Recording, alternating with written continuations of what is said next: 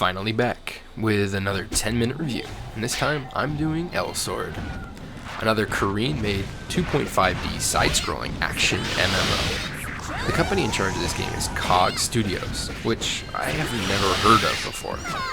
From what I've read, Elsword is kind of a spiritual successor to an earlier project by COG known as Grand Chase. I wouldn't have known this if it wasn't for the Wikipedia page that stated it, but the two games definitely share some obvious similarities, such as the art scheme and the UI. So let's get started, shall we? Let's start with the character creation. There's none. You don't get to customize anything about your character, really. Once you select a class, you're basically stuck. You won't even get to pick your gender. So, like Rusty Hearts, you can kiss your Sephiroth clone or Legolas wannabe goodbye.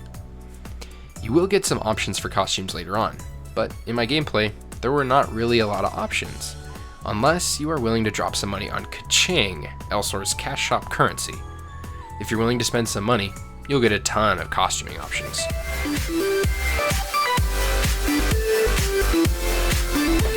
Progressing your character during the beginning of the game is what you would expect in an MMORPG. Earning XP and leveling your character. Going to the higher level dungeons and getting better loot to kill monsters faster and get XP quicker. The best way to earn XP is to go into dungeons and kill monsters. Lots of monsters. All of the monsters you can find. Many times.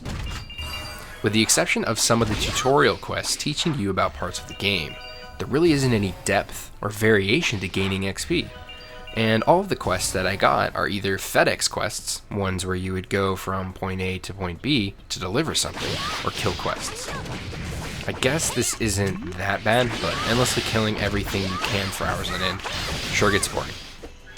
Eventually, you will be given a quest to define your class a little more. I got this quest at level 19, but it's my understanding that you can get it at level 15.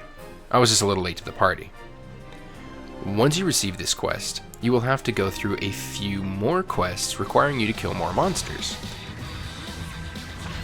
After completing all of the tasks, you may now pick your class. As a ranger, I could choose to become a combat, sniping, or trapping ranger.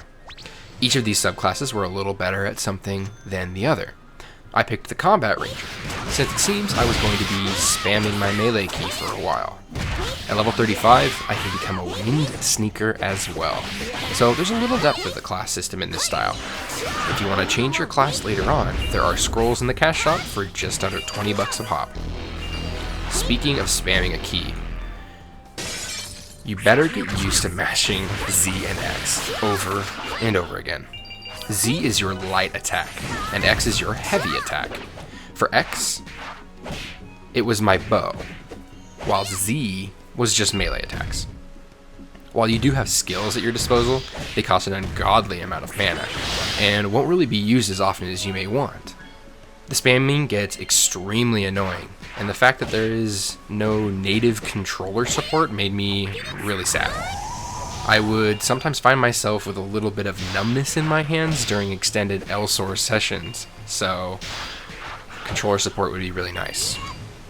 While you do have a traditional skill tree, I found that it did not really add a lot of depth to the game. Instead of learning new skills from a trainer, you were required to unlock them through the skill tree. After learning skills, you need to pick which skill you are actually going to use, since you are only allowed to put 4 skills on your hotbar. If you want more than 4 skills on your hotbar, you better get out your credit card, because it costs $6 to add 2 more slots. While that doesn't seem like a lot, the feeling of being nickel and dimed in this game is really high. I'll touch a little bit more on that later. The game also features some bit of trade skills, but these are really done by vendors. You give the vendor your items and some coin, and they will make the items you seek. It's less personal, but very simple. It's a bit bland, but I don't really have any complaints about that. You will also find the traditional Asian-style enchanting systems, 1v1 and 3v3 PvP done in an arena, player shops in the market, and more. There seems to be a good amount of stuff to do, but I only really see grinding for gear in the endgame, but I could be wrong. with the exception of the Costumes tab.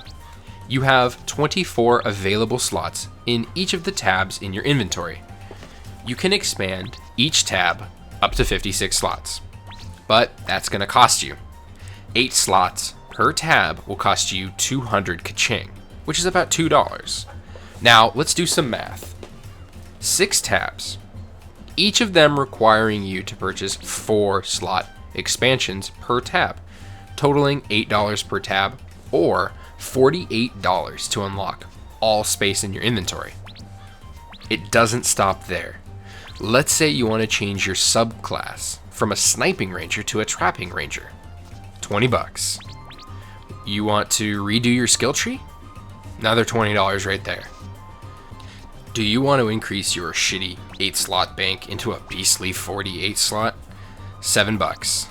Now, I know my anger is a little displaced. You say, Techno, it's like this in all MMORPGs. But I say fuck that. It doesn't make this cash grabbing any less infuriating. I have all these items in my inventory and no room in my bank to put them. I have no idea what they do yet, so I don't want to delete them. What am I supposed to do with these items? Also, keep in mind that there may be ways to do all the things that I've mentioned in-game for in-game currency, but I didn't see any of them at all. I'd say the cash shop is better than most games.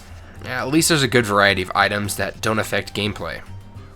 For those of you guys out there who love pets and costuming, well, there's a lot of that in this game.